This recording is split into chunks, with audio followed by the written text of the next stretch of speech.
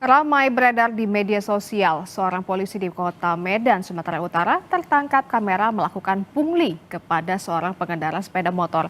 Dalam rekaman terlihat dia mengambil uang Rp100.000 dari seorang pemotor.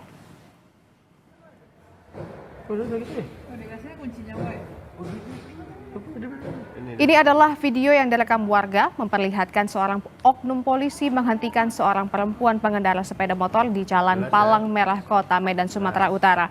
Usai dihentikan, polisi yang diketahui berinisial Aibtu RH terlihat mengambil uang yang dikeluarkan pemotor dari dalam dompetnya. Usai mengambil uang dari pemotor, oknum polisi lantas meninggalkan pengendara sepeda motor tersebut. Aibtu RH kini sudah ditempatkan khusus oleh Propam Polrestabes Medan dan terancam sanksi melanggar kode etik.